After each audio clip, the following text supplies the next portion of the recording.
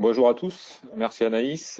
Donc François Arboré du CERF France Lot-et-Garonne, je suis le responsable du conseil du CERF France Lot-et-Garonne et l'observatoire que je vais vous présenter concerne les biocéréales sur la partie Nouvelle-Aquitaine. Alors anciennement Aquitaine sur les chiffres qu'on verra de 2011 à 2015 et on a élargi l'échantillon à l'ensemble de la Nouvelle-Aquitaine avec nos collègues des autres CERF France. Depuis l'échantillon 2016. En fait. Voilà. Je rappelle brièvement ce qu'est le CERF France. En fait, on est un cabinet d'expertise comptable et de conseil avec une histoire sur l'agriculture et un développement sur les dernières années sur l'artisanat, le commerce, le service. Et sur l'agriculture, on accompagne les clients de la création jusqu'à la transmission. Et ce qui nous a amené à faire l'observatoire bio, c'est au vu des premières installations en bio, on s'est dit qu'il fallait le suivre de près et donc on a créé un observatoire à ce sujet-là qu'on suit et qu'on essaie d'améliorer au fil des ans, en fait. Voilà. Donc dans la présentation d'aujourd'hui, je vais présenter sur les chiffres du bio et puis je vous mettrai au fur et à mesure quelques comparatifs avec des exploitations grandes cultures conventionnelles.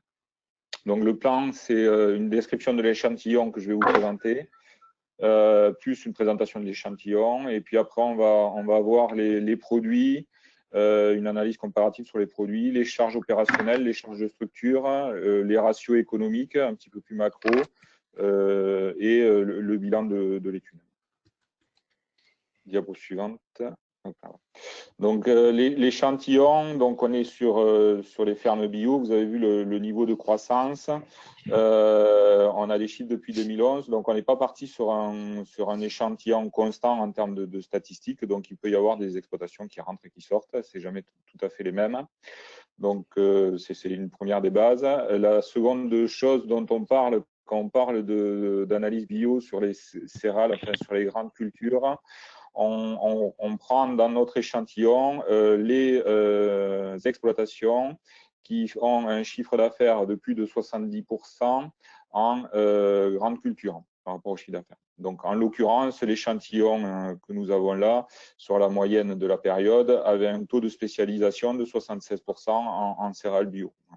Ce qui fait que vous allez peut-être voir dans certaines diapos, il peut y avoir quelques lignes qui sont ou de la production animale ou autre, ben c'est normal puisqu'on n'a pas de spécialisé. Pour autant, il y avait une question qui avait été posée avant l'entretien. On ne va pas parler de polyculture élevage, en fait. C'est une autre typologie d'échantillon. Donc, on est bien sur des céréaliers et les études de comparaison se font sur les mêmes pourcentages avec des conventionnels. En ce qui concerne la présentation de l'échantillon bio, en fait. Donc voilà, on a les années de 2011 à 2018. Les surfaces agricoles utiles moyennes, vous voyez qu'elles sont aux alentours de 110 à 120 hectares. En termes de main-d'œuvre, on est entre 1,47 et 1,92 suivant les années d'UTH total, avec des UTH exploitants aux alentours de 1,20 à 1,30 et des UTH salariés qui sont entre 0,15 et 0,20, les moins bonnes années à 0,50. Voilà sur la présentation de l'échantillon. Concernant les produits, alors j'ai fait en deux diaporamas une partie sur l'échantillon 2011, 12, 13, 14 et puis après on verra 15, 16, 17, 18. Donc comment se décompose le produit? Donc le produit brut global de 2011 à 2014, vous le voyez, se situe entre 160 et 180 000 euros et varie un peu suivant les années. Comment il se décompose? La partie chiffre d'affaires céréales pure varie entre 85 000 et 107 000 euros suivant les années.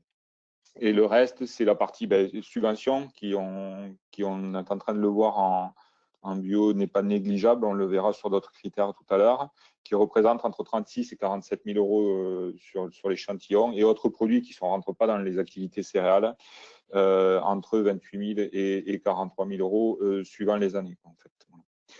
La seconde partie, voilà. Concernant les années de 2015 à 2018, on a un produit brut qui se situe entre 155 000 et 196 000 euros et qui a plutôt tendance à baisser. Hein. On l'a vu sur la diapo précédente, ça fluctuait. Là, on a plutôt une tendance à baisser.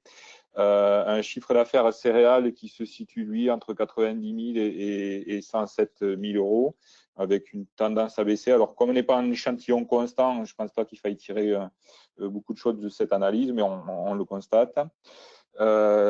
Concernant les subventions, elles sont entre 33 et 48 000 euros sur le même niveau. Et sur les autres produits, ils baissent aussi, ils passent entre 22 et 47 000 euros. En fait. Voilà. Donc, on a de plus en plus de fermes dans l'échantillon, mais on n'a pas toujours le même échantillon. Donc, sur l'analyse comparative, on présente un produit brut global moyen de 2011 à 2018 qui s'élève à 175 274 euros. Si on regarde sur l'échantillon conventionnel que nous avons, on était plutôt à un produit brut moyen de 156 000 euros. En fait. Un produit brut moyen un petit peu plus bas. En moyenne sur 8 ans, le produit céréales représente donc 61%, les subventions 23% et les autres produits 16%. Si on regarde par rapport au conventionnel, sur ces chiffres-là, le produit brut céréales est un peu plus haut, on est à 63%, les subventions à 18% et les autres produits à 19%. En fait. Donc il y a quelques variations sur les pourcentages.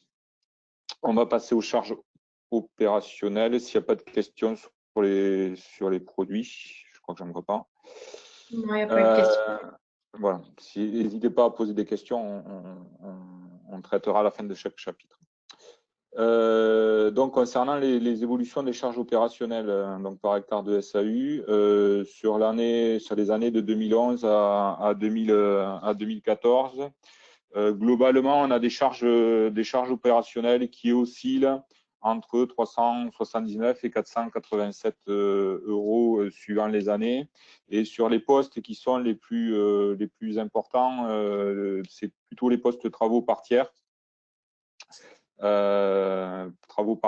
Donc qui sur l'année 2011, là vous l'avez, c'est 99 euros pour être à 114 euros en 2012, 135 euros en 2013 et 103 euros en 2014 et suivent comme autre poste important les semences et tout ce qui est amendement en fait. Voilà ce que j'avais à dire là-dessus. Concernant les autres années, donc de 2015 à 2018, donc on est plutôt sur une variation qui est un petit peu plus haute sur les charges opérationnelles que les années précédentes, puisqu'on va se situer entre 478 et 557 euros. Donc on a eu des charges opérationnelles qui ont monté, puis il semblerait qu'on constate une maîtrise des charges opérationnelles sur les 2 dernières années de l'échantillon, donc de 2017 à 2018, avec des travaux par tiers qui ont augmenté, alors qu'il peut se trouver par rapport à l'échantillon, on a les charges de main-d'œuvre qui baissent un petit peu, donc il peut y avoir du transfert dans les comptes comptables entre travaux par tiers et charges de main-d'œuvre. Sur ces aspects-là. En fait. Ce qui est important de constater sur les charges opérationnelles, c'est qu'on a une montée des charges opérationnelles jusqu'en 2016 et il semblerait qu'on arrive, compte tenu de la taille de l'échantillon, à au moins une maîtrise de ce niveau de charge opérationnelle qui termine à 478 euros sur la fin de l'échantillon, sur 2018. Et en fait, on est en moyenne sur la totalité de la période à 474 euros. Donc, on va regarder ce que ça donne un peu en moyenne là sur la diapo suivante. S'il vous plaît, voilà. Donc, sur la période, le montant moyen des engrais semences phyto, ça représente 47% des charges. C'est ce qu'on regarde. Enfin, produit de traitement, pardon, phyto. Contre 71% en conventionnel. Donc, ça, c'est la principale variation entre les systèmes. Et les travaux par tiers sont à 27% par rapport à notre échantillon bio, contre 18% en conventionnel. Et ce que je vous disais, tout sur les charges opérationnelles, sur la période, on est à 474 euros par hectare en bio, là où en conventionnel, on est plus haut, on est à 595 euros par hectare. En fait. Alors, on va passer. juste, Oui. il y a une question, on demande de rappeler la taille de l'échantillon. Donc, la taille de l'échantillon. Donc, sur le bio, on est aujourd'hui entre 40 et 50 exploitations. Donc, même si on en a plus hein, sur nos clients, ce qui fait qu'on a la même problématique en conventionnel en fonction des dates de clôture, de certains résultats, on en élimine. Donc, c'est ce qui nous a poussé à travailler sur l'ensemble de la région Nouvelle-Aquitaine pour avoir un échantillon plus gros et qu'on alimente au fur et à mesure. Donc, même sur des données 2018, quand on récupère 2019, on pourra être amené à grossir l'échantillon de 2018. En fait. Donc, on alimente progressivement l'échantillon. Sachant que l'échantillon bio rente de culture, on est sur 200 exploitations. Quoi, en fait. Voilà. Donc, effectivement, quand on nous a demandé de savoir si on avait des chiffres, on dit que ça vaut le coup de pouvoir échanger avec vous parce qu'on commence à avoir des échantillons sur lesquels on peut discuter par rapport à du conventionnel. Concernant les... J'ai répondu à la question. Oui, je pense. Concernant l'évolution des charges de structure, de 2011 à 2014, donc on voit une augmentation sur les charges de structure qui passe de 883 euros l'hectare à 1000 euros l'hectare. Les principales charges de structure sont les frais de mécanisation qui sont, enfin, vous le voyez, 434, 428, 429, 456 euros, quoi, en fait, suivi de la main-d'œuvre permanente, quoi, en fait, donc 120, 185, 170, 142 euros, qui est lié, en fait, au fonctionnement du système bio. On va passer à la diapo suivante sur les années suivantes. Donc sur les années de 2015 à 2018, on constate, là où ça va augmenter en 2014, on constate une maîtrise des charges de structure. Les frais de mécanisation restent toujours la partie la plus importante, qui varie de 401 à 422 euros, suivi par la main-d'œuvre. Mais ce qui est important de constater par rapport aux références, c'est qu'on a plutôt une maîtrise des charges de structure, même si on voit qu'elles ont plutôt tendance à augmenter très légèrement de 2016 à 2018. Alors, il y a une question. Oui. Oui. Alors, est-ce que la baisse des charges est liée à la modification de l'échantillon? Oui, c'est pour ça que je prenais Enfin, oui, ça peut l'être, effectivement, puisqu'on n'est pas sur un échantillon constant au vu du nombre. On aurait eu un échantillon trop petit. Donc, ça peut effectivement venir par rapport au volume de l'échantillon. Ok. Ce qui est intéressant, par contre, enfin, pourquoi on fait quand même l'observatoire, ça nous permet quand même de mesurer sur les grandes tendances, en fait, si on est sur des choses qui augmentent ou qui sont au moins maîtrisées en termes de maîtrise de coût. En fait. Concernant l'évolution des charges de structure, oui, pardon. Il y a d'autres questions qui s'ajoutent. Est-ce qu'il y aurait une forte diminution des autres charges? Non, pas forcément. Voilà. Enfin, on l'a vu, hein, on est sur à la fois les charges opérationnelles et les charges de structure, donc c'est les principales charges qu'en fait sur les autres, on ne constate pas de variation significative. D'accord, pas de transfert de poste. Non, pas de transfert de poste, quoi, en fait. C'est ce qu'on essaie de contrôler, même si depuis le temps qu'on travaille avec nos autres collègues, on prend exactement les mêmes méthodes pour avoir les données dans les mêmes postes, quoi, en fait, pour éviter ce genre de choses. Okay. Concernant l'évolution des charges de structure, donc après ce que je vous ai répété, après une augmentation de niveau des charges de structure de 2011 à 2014, la tendance plutôt à la maîtrise. Donc, avec 474 euros par hectare en moyenne des charges de mécanisation, représente à elle seule 48% du total sur le bio. Si on devait comparer par rapport au conventionnel, on est à 747 euros par hectare et ça représentait 67% du conventionnel sur les charges de mécanisation. Bon, on le verra par la suite, j'ai fait un historique comparatif sur certains points. En fait, on verra des courbes qui s'inversent. Ce sera intéressant de regarder. Et la main-d'œuvre représente 124 euros par hectare en bio contre 45 en conventionnel. Donc en moyenne, on a des charges de structure qui s'élèvent à 884 euros en bio contre 820 euros par hectare en conventionnel. En fait. Donc on a un coût un petit peu plus élevé. Alors, il y a des questions par rapport à la main-d'œuvre, savoir comment ça a été calculé et si la main-d'œuvre Alors, familiale rentre là-dedans. alors, on prend la main-d'œuvre effectivement salariée et puis la main-d'œuvre exploitant ou familiale déclarée, quoi, en fait. Voilà. Donc, il se peut effectivement, mais si on a la même problématique sur les échantillons en conventionnel, que le papy ou la mamie qui apparaît puisse ne pas paraître dans l'échantillon, en fait. Mais on a le même biais sur le conventionnel. D'accord. Et encore une question. Est-ce que dans l'échantillon, vous savez la part d'exploitation qui sont en bio ou de celles qui sont en conversion, ou si c'est que des bio? Donc, voilà, c'est ce qui nous permet aussi de réduire l'échantillon. Ce ne sont que des bio qui sont purement bio, quoi, en fait. On sort Ouais. ceux qui sont en conversion. Voilà. D'accord. On a une critère autant au départ. Sur les premières analyses qu'on faisait pour avoir un échantillon un petit peu plus gros, on pouvait tendance à les mettre de temps en temps pour regarder ce que ça donnait.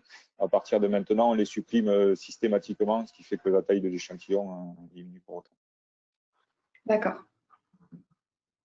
Et on peut aussi avoir, enfin, on a plus d'exploitation bio, mais il suffit qu'elles aient un chiffre d'affaires inférieur à 70% du produit pour basculer sur un autre échantillon. D'accord. Donc voilà, je vous parlais de comparaison. J'ai fait un petit comparatif sur les charges opérationnelles bio en bleu avec des charges opérationnelles conventionnelles. Donc on peut voir une légère augmentation des charges opérationnelles bio, mais qui reste tout de même inférieure aux charges opérationnelles conventionnelles. Sachant que ce qu'on voit sur le conventionnel depuis 2014, mais on le verra sur une autre courbe où on regarde l'efficacité économique et le résultat. Étant donné que les cours sont assez bas depuis ces années 2013-2014, il semblerait que les exploitations conventionnelles aient travaillé beaucoup sur les efforts de maîtrise de charge. Donc, maîtrise des charges, on va le voir, et à la fois sur les charges OP et à la fois sur les charges de structure. Donc, les deux courbes ont tendance à se rapprocher, quoi, là-dessus. Sur les charges de structure, voilà, pardon, vous l'avez au-dessus. Sur les charges de structure en bio, en fait, elles ont toujours été un petit peu supérieures aux charges de structure en conventionnel. Bon, suivant les années, ça peut être à l'échantillon, ça varie un petit peu, mais on les a toujours un petit peu supérieures, sachant que, pareil, en conventionnel, on voit depuis les fortes années je vais y arriver, de prix de vente, on voit que les exploitations conventionnelles ont fortement travaillé sur leur coût de production et donc ont eu tendance à baisser les charges de structure. Donc, il y a encore une question par rapport à l'échantillon. Est-ce que c'est les mêmes caractéristiques qui ont été choisies pour choisir les fermes conventionnelles? Donc, on est parti sur les mêmes caractéristiques en termes de pourcentage de chiffre d'affaires, en fait. Ouais. Voilà. Et donc, on a vraiment que des exploitations qui sont céréalières à plus de 70% dans l'échantillon. Et l'échantillon céréalier de tête est à 120 ou 125, le conventionnel est à 120 ou 125 hectares, en fait. On n'a pas des... Donc, on n'est pas très loin en termes de superficie, quoi, en fait. D'accord. Donc, je vous ai mis une diapo un peu conséquente concernant les ratios économiques plutôt globaux, hein. Donc, j'ai repris le produit brut global. On s'est arrêté sur certains points qui nous semblaient importants. Donc, la marge brute globale, hein, on parle de marge brute globale, qui oscille entre 65% et 75%, quoi, en fait. On le verra par la suite, on n'a pas la même chose sur les échantillons conventionnels. Et le BE sur produit, donc, qui pour nous est un critère important, c'est le critère qui mesure l'efficacité du système d'exploitation, en fait, qui se situe entre 30 et 57 000 euros, plutôt proche des 40 000 euros sur les dernières années. Et on a un EBE sur produit entre 18% sur 2013, qui n'était pas une bonne année, jusqu'à 32% sur 2012. On est aujourd'hui aux alentours de 27 à 31%. On le verra par la suite aussi, on est sur un meilleur EBE sur produit que les systèmes conventionnels. Donc, dans le BE, il y a bien sûr les subventions et les prix. Ce qui est important de regarder, en fait, on parlait tout à l'heure de charges de structure. Aujourd'hui, on est sur les annuités, là, en ce moment. Donc, sur les annuités, on a des annuités qui ont plutôt tendance à un peu augmenter, puisqu'on était à 14 877 € sur 2011. Ça varie suivant les années, mais on arrive à 20 000 € d'annuité aujourd'hui. Et comme on peut avoir un EBE qui se tasse un petit peu et des annuités qui augmentent, donc un pourcentage d'annuités sur EBE qui a tendance à augmenter, à être à 47%. En fait. Ce qui fait un revenu disponible, donc ce qu'il reste, qui varie entre 16 et 30 000 € en fait. Donc on a un revenu qui reste positif sur toutes les années, qui est proche de 22 000 €. On le verra sur la diapo suivante, mais on a un revenu disponible par UTH en moyenne qui est à 21 000 € sur l'échantillon bio, là où sur l'échantillon conventionnel, on l'a à 19 000 € et sur l'échantillon conventionnel, on le reverra sur des courbes précédentes, mais qui est plus lié à des variations de prix qu'en bio, on peut être amené avec des revenus disponibles négatifs en céréales conventionnelles. Le revenu disponible par UTH reste entre 15 000 € et 32 000 € suivant les années. Et je vous ai mis à titre indicatif le poids des aides dans le revenu disponible, qui est non négligeable puisqu'il varie de 100% des aides à 200% sur la dernière année, en fait. Donc, par rapport à ces éléments-là, ce qui permet de tenir en bio, on a une stabilité sur les prix, même s'il y a des variations qu'ils peuvent avoir sur les cultures, et un niveau d'aide conséquent. Donc, stabilité des résultats économiques bio liés à des rendements céréales corrects et le prix des ventes stable. Une bonne rentabilité avec un EBE sur produit est 27%. En moyenne, sur le conventionnel, on est à 17%. Et un revenu disponible par UTH à 21 000 € contre 12 000 en conventionnel. En fait. Donc, on a un système bio là, de 2011 à 2018 qui arrive d'un point de vue d'efficacité économique à sortir son épingle du jeu. En fait. On va passer à la diapo suivante. Hop. On regarde maintenant ce que ça donne en termes de bilan, en fait. Donc, on a un fonds de roulement qui passe de 69 000 € à 86 000 € jusqu'à l'année 2016 et puis qui se stagne un petit peu. On est aujourd'hui aux alentours de 77 000 €.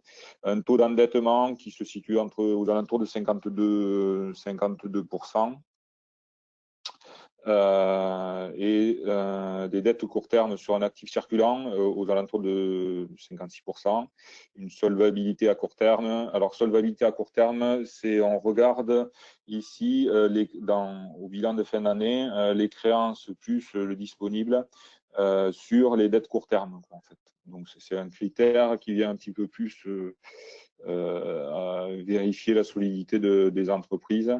Donc, qui est passé de 1,20 pour être à 1,63. Aujourd'hui, on est à 1,11. Donc, on va regarder ça en moyenne avec l'échantillon conventionnel par la suite. Hop.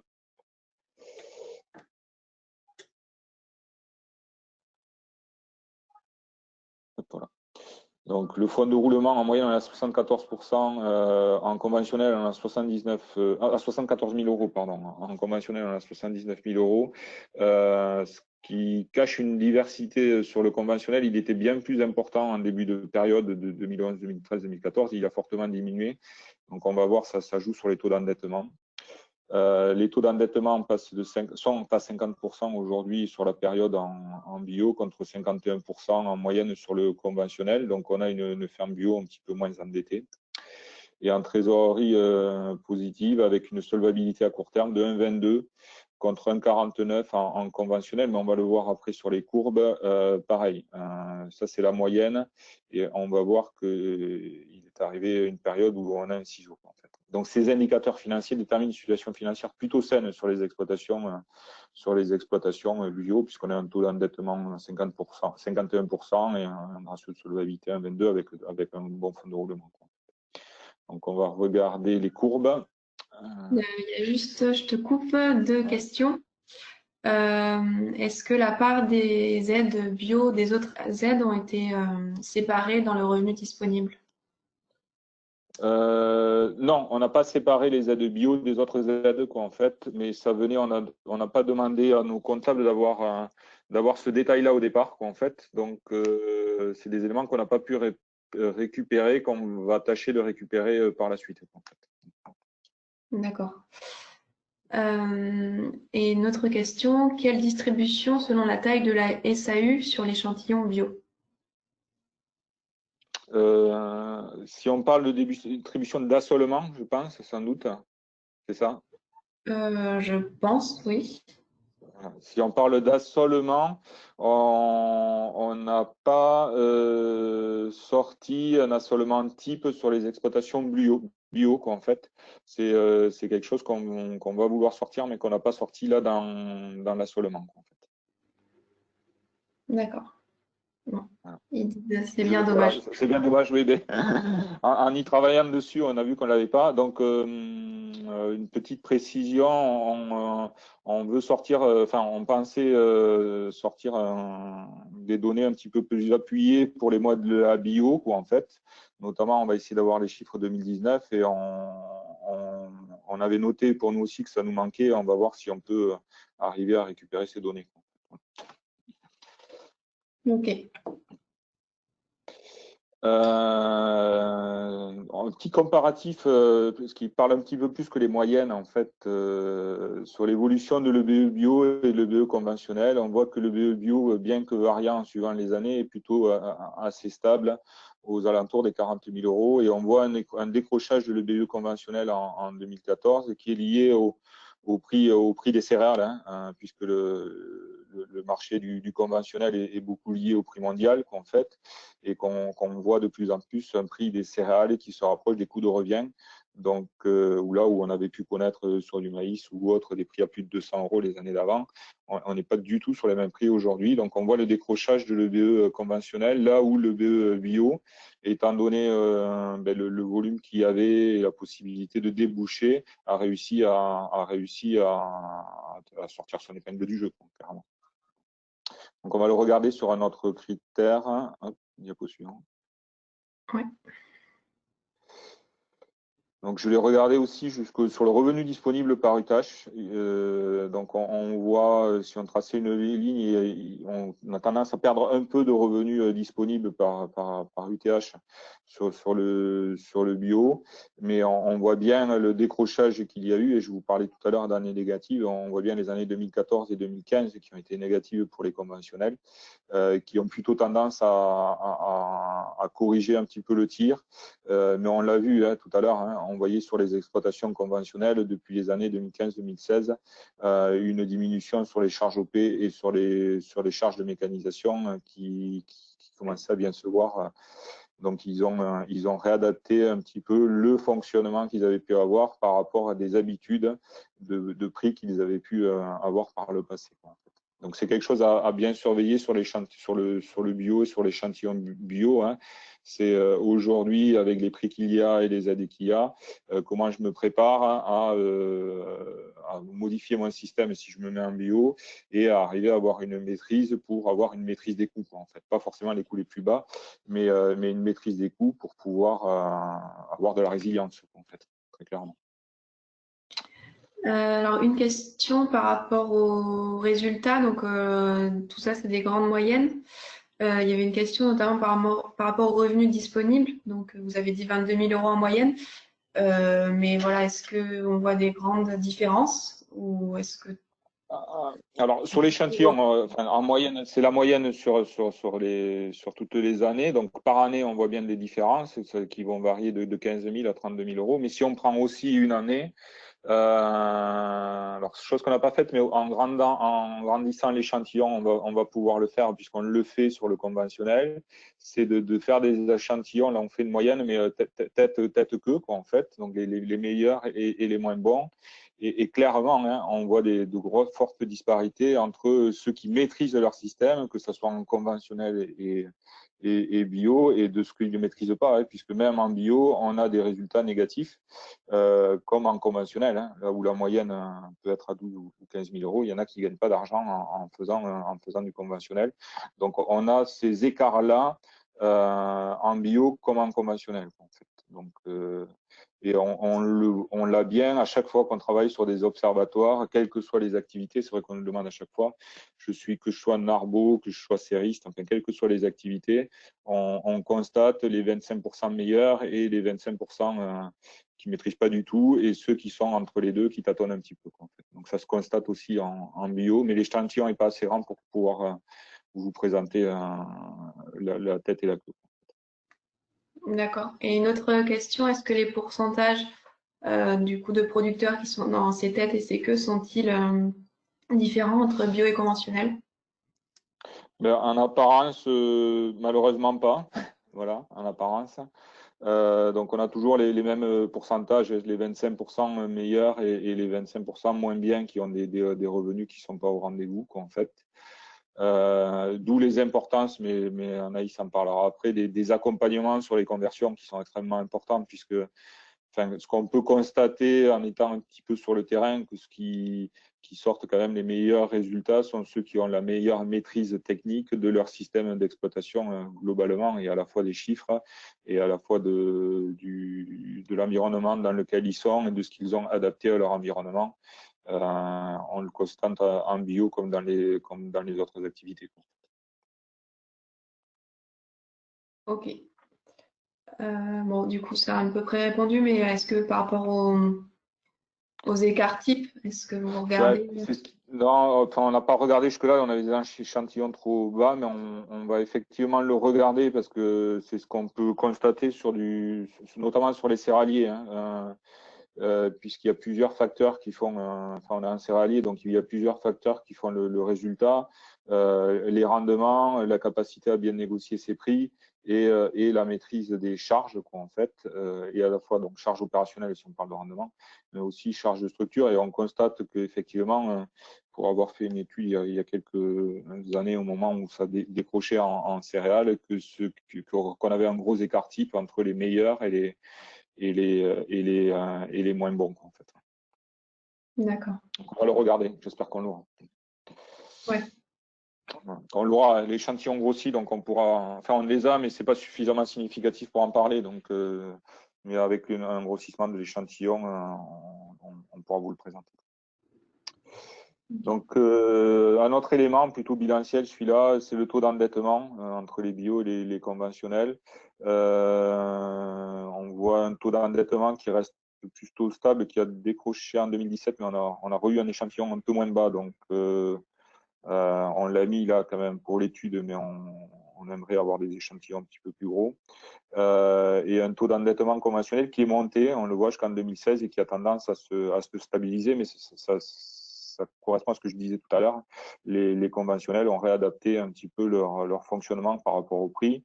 Et ben oui, il est monté en 2016, mais c'est parce qu'il y avait des prix assez hauts et que certains ont sûrement moins maîtrisé leurs charges. Et il faut un peu plus de temps pour arriver à le faire descendre, en fait. Ce qu'on voit quand même apparemment en bio, on a quand même une maîtrise, hein, puisqu'on ne voit pas de flambée d'augmentation du taux d'endettement. Donc les bio sont plutôt prudents là-dessus. Et puis la solvabilité, donc je vous en parlais tout à l'heure, la moyenne ne voulait rien dire, puisqu'on avait des exploitations céréalières qui avaient une très bonne solvabilité pendant les années à très fort revenu. Et on voit le décrochage, puisqu'elle arrive à être en dessous, en fait, même de la solvabilité des exploitations bio aujourd'hui, en fait. Donc on a une bonne maîtrise sur le bio, donc d'où l'intérêt de pouvoir suivre ces échantillons et de les augmenter pour pouvoir suivre un petit peu la maîtrise des bilans des exploitations bio, en fait. Alors, deux questions, du coup, toujours sur les écarts types. Donc, on a vu qu'ils étaient importants en bio. Est-ce que tu as une idée de s'ils sont plus ou moins importants par rapport au Ouais, conventionnel? l'échantillon étant trop petit, je veux pas m'y risquer, quoi, en fait, donc on va le regarder. Je sais pas. D'accord. On attend d'avoir un échantillon plus gros. Ok. Ensuite, une autre question par rapport aux charges de structure. Est-ce que les charges d'achat du foncier sont inclus dans Non, on n'a pas retraité les charges d'achat de foncier. Donc, ce qu'on a sur le foncier, on a la location du foncier, mais on n'a pas l'achat puisqu'il est externe en général aux exploitations agricoles. On les a à titre privé, donc elles n'apparaissent pas là-dessus. Mais tout comme en conventionnel, en fait. D'accord. Alors, ce qu'on peut constater en conventionnel, c'est un peu en marge, mais que on a plutôt une charge de foncier qui augmente, mais qui n'est pas en corrélation avec la rentabilité des exploitations. On peut avoir des stratégies qui sont pas forcément en corrélation avec la rentabilité des exploitations. D'accord.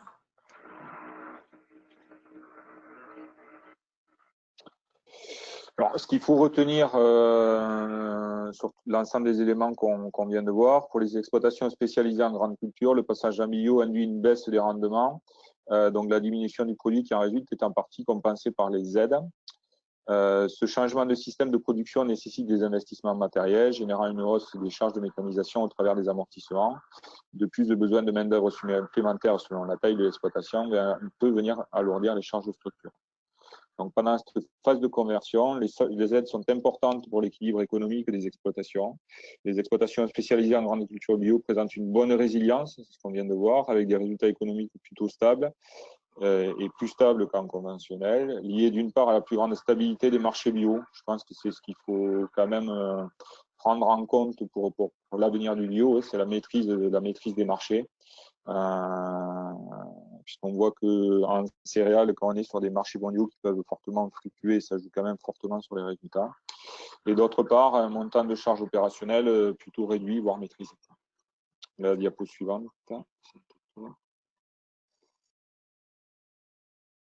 Hop, ça part là. Donc, mais les prix de produits biologiques et les aides au soutien de ce mode de production ne peuvent garantir à eux seuls la réussite économique des exploitations bio. Comme pour les systèmes conventionnels, la maîtrise technique des différentes cultures, l'efficacité de la main-d'œuvre, l'optimisation des charges, une dimension minimale, l'irrigation, la valorisation des productions sont les principaux facteurs de performance en agriculture biologique. Voilà ce que j'avais à dire sur le sujet. Alors, il y a une question, je ne comprends pas. Vous avez dit que dans l'échantillon, il n'y avait pas de surface en conversion. Alors, on a pris les exploitations qui étaient en maintien, quoi, en fait, voilà, qui n'étaient pas en début de conversion. Ça ne veut pas dire peut-être que sur certaines exploitations, qui pouvaient avoir peut-être une partie en bio ou une partie en conversion, il n'y ait pas quelques hectares qui soient en conversion, quoi. Je ne sais pas si je D'accord. suis clair. Oui, il peut y avoir une conversion progressive et donc une partie Voilà, bio, sur une ces éléments-là. Alors, encore une question. Avez-vous distingué les exploitations qui irriguent des non irrigantes dans vos graphiques? Non, l'échantillon était trop petit pour pouvoir faire le dispatching, quoi, en fait. Voilà. Donc, on l'a sur irrigué, non irrigué. On a pris l'ensemble, quoi, en fait. Pareil, avec le grossissement de l'échantillon, c'est des éléments qu'on pourra sortir. D'accord. Bon, elle précise que 50 fermes, ce n'est pas si petit que ça. Mais oui, oui. Donc, c'est l'idée de le suivre, de faire savoir aussi qu'on est en capacité de faire ces échantillons-là, en fait, pour pouvoir augmenter les échantillons. Donc, ils vont augmenter les échantillons parce que vous avez vu que les conversions ont augmenté suivant les années. Donc, on va pouvoir rentrer dans nos échantillons des exploitations qui sont en maintien et plus au départ, en fait. Voilà. On est passé sur un volume en Nouvelle-Aquitaine aussi pour en avoir un petit peu plus là-dessus, quoi, en fait. Voilà. Et on trace aussi sur l'ensemble de nos gestions internes les exploitations bio, quoi, en fait, qui va nous permettre d'avoir un meilleur traçage sur les exploitations et d'avoir un plus gros échantillon, quoi, en fait. Et Mais vous avez pour faire des références pas mal d'années, y compris dans les serres France, qu'en fait, voilà, je vous dis, c'est 200 fermes en céréales. Il nous faut extrêmement beaucoup d'exploitation pour avoir sur les spécialisés en fait un échantillon important parce que on est dans des régions et puis le Lot-et-Garonne que je connais le mieux en fait. Par exemple, sur le 47, on est sur une région où des spécialisés, ça n'existe pas tant que ça, puisqu'on a 70 productions différentes sur le territoire. Donc, on peut avoir des gens qui font de la grande culture, mais qui ne peuvent pas rentrer dans cet échantillon-là parce que l'activité grande culture fait moins de 70% du chiffre d'affaires avec les autres activités. D'accord. Et Voilà. du coup, au niveau de la répartition, c'est sur toute la région ou plus en Exploit ou Charente? Donc, on est là sur le dernier échantillon sur 2018, on est 2017-2018, on est sur Nouvelle-Aquitaine avec Poitou-Charentes. D'accord, mais je veux dire au niveau de la répartition, est-ce que dans les 50 fermes, elles sont plutôt au nord de la région ou il y en a quand même quelques-unes dans Lot-et-Garonne? Non, elles sont, on en a en pourcentage un petit peu plus en 47 qu'en Poitou-Charentes. D'accord, ouais, donc 51. c'est Voilà, donc pour le 47, c'est représentatif en fait. ouais, d'accord. Bon, mais s'il n'y a plus de questions, on va passer à la Donc suite. l'échantillon, je vois que l'échantillon va passer à combien? Eh bien, on est en cours là sur 2019. Sur 2019, donc on n'a pas présenté de chiffres, on est en train de. Alors, quand on parle d'échantillons, pour nous, ça s'arrête jusqu'aux clôtures au mois de juin. Par exemple, l'échantillon 2019, ça va être jusqu'aux clôtures au mois de juin 2020, quoi, en fait. Voilà. Donc, on est en cours de récupération des éléments là-dessus et on espère en fait avoir un échantillon qui pourra être doublé, quoi, en fait. L'idée, c'est ça, sur la campagne 2019, en fait. Mais 2019, okay, où on pourrait présenter peut-être pas d'éléments définitifs avant l'année prochaine et peut-être des éléments intermédiaires sur octobre ou novembre. Ok.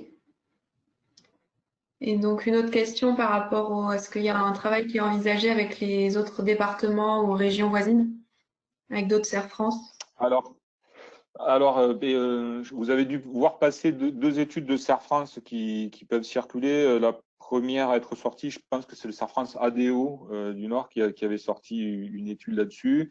Et le second à travailler là-dessus, c'est le Serre France Occitanie, en fait. La région Occitanie qui avait fait une étude, je crois que c'est l'année dernière ou l'année d'avant. Envisager de regrouper, peut-être pas, parce qu'on est en train de voir je vais y arriver, nos façons de mettre les chiffres sont peut-être un peu différentes, mais on échange assez régulièrement avec des serres France pour essayer d'arriver à ça. Est-ce qu'on y arrivera? Je ne garantis pas. Mais en tout cas, on échange entre nous assez régulièrement sur les commentaires, sur les chiffres qu'on voit. Sur la récupération d'un échantillon commun, c'est pas si simple que ça. Pourquoi c'est pas si simple que ça? Parce qu'on a des méthodes d'enregistrement qui peuvent être différentes et de récupération. Donc, même si on est les mêmes groupes, à chaque fois qu'on travaille sur ces sujets-là, il y a beaucoup de travail en back-office pour arriver à sortir ce style de données. Ok. Bon, bah, du coup,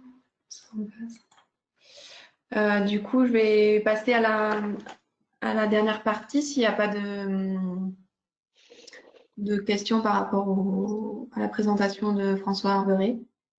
Bon, après, si ça vous vient, on pourra y revenir en fin de présentation. Donc, du coup, moi, ce que je voulais présenter, c'était justement comment, quand on est en conventionnel ou quand on veut s'installer en bio, comment construire son projet et comment justement anticiper ces changements qui peuvent être importants et donc peuvent, si c'est mal fait, mettre en difficulté la structure. Donc au niveau de la construction et l'évaluation du projet, un peu en amont de la conversion en fait, on va passer par 3 grandes étapes. La première, donc, c'est d'étudier son projet. Donc l'objectif, c'est d'évaluer un peu les conséquences techniques, économiques et humaines qui vont arriver suite à cette conversion, cette installation. Voir un peu ce que ça va changer et voilà comment anticiper ça, pardon. Du coup, nous, au niveau de Bio Nouvelle-Aquitaine, ce qu'on propose pour cette partie-là, c'est des diagnostics de conversion. Donc, c'est nos conseillers projets qui viennent sur l'exploitation. Donc, c'est un diagnostic qui est gratuit parce que du coup, la région nous finance. Donc, voilà, c'est un diagnostic où on voit l'ensemble de la structure, on fait le point. Et puis l'objectif, c'est de faire ressortir les points forts et les points à travailler pour avoir une conversion la plus sécurisée possible. Ensuite, pour aller plus loin, ce qu'on peut proposer, c'est la simulation technico-économique. Donc, voilà, on fait un prévisionnel sur plusieurs années pour voir ce qui va changer avec cette conversion en bio. Et puis, donc, d'autres partenaires peuvent proposer un accompagnement, comme par exemple donc, le CERF France, qui peut étudier cette question avec vous, mais aussi les chambres d'agriculture, les banques, voilà, tous les acteurs du monde agricole. Ensuite, un autre point important, c'est la formation. Donc, avant de passer en bio, c'est quand même bien de se former techniquement, parce que du coup, c'est des nouvelles pratiques qui peuvent être un peu compliquées, un peu pointues en fonction des productions. Donc, c'est bien d'apprendre avant. Se former également, on y pense peut-être moins, mais c'est important aussi sur la réglementation bio et les aides qui peuvent exister. Voilà, pour savoir un peu où on va et ce qui existe. Pareil par rapport aux démarches de certification, savoir comment faire les choses pour ne rien oublier. Et aussi se renseigner sur le marché bio. Donc, on a vu que c'était important que les prix le prix des céréales pouvait varier en fonction des différentes espèces. Donc, voilà, voir un peu ce qu'il en est. Est-ce qu'il y a des espèces qui sont où le marché serait saturé, d'autres où c'est en progression, voilà, pour un peu voir ce qu'il en est et faire les bons choix. Donc, pour construire le projet, donc avec toutes ces infos, avec l'étude qui a pu être faite, avec toutes les infos qui ont été prises avec ces formations, il faut construire sa rotation, son assolement, son itinéraire technique, réfléchir aux approvisionnements aussi, que ce soit les semences, donc trouver des semences bio, ou tout ce qui peut être au train-train, engrais, etc.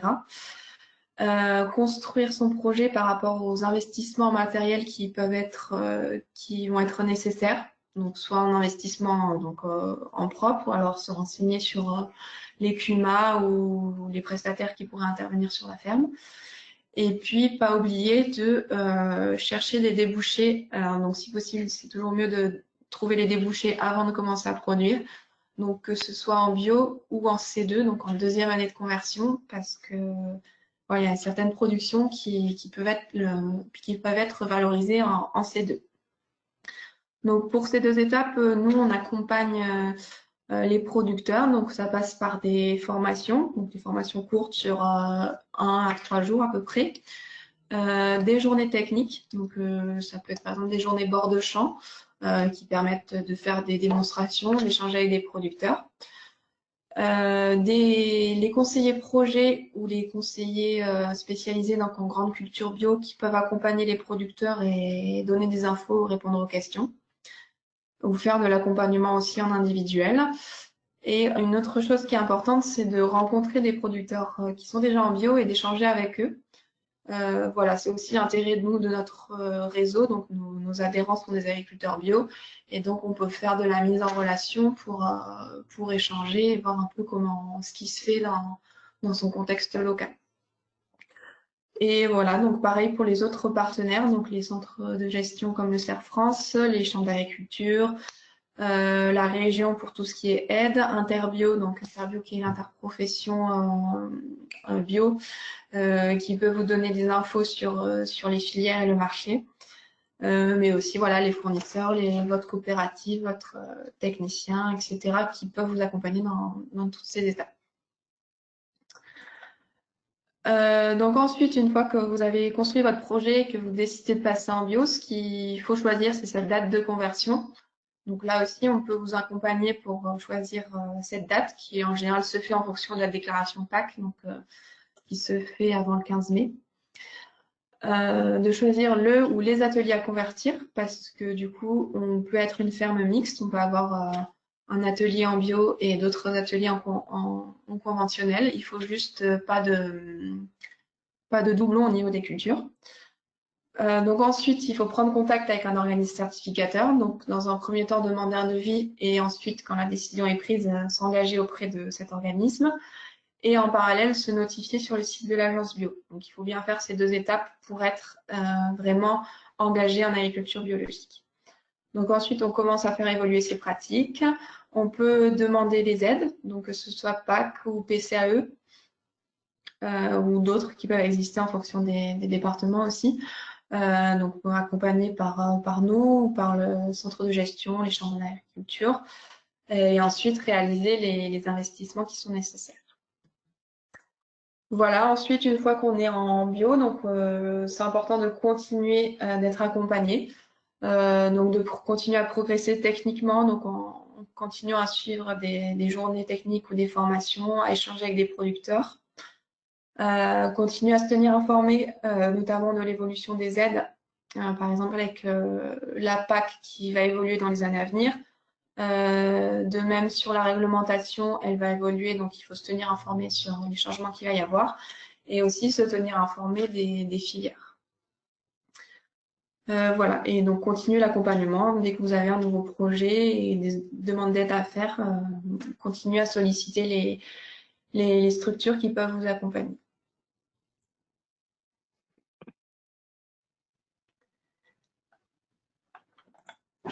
Bon, ben merci et à bientôt alors. Au revoir. Au revoir.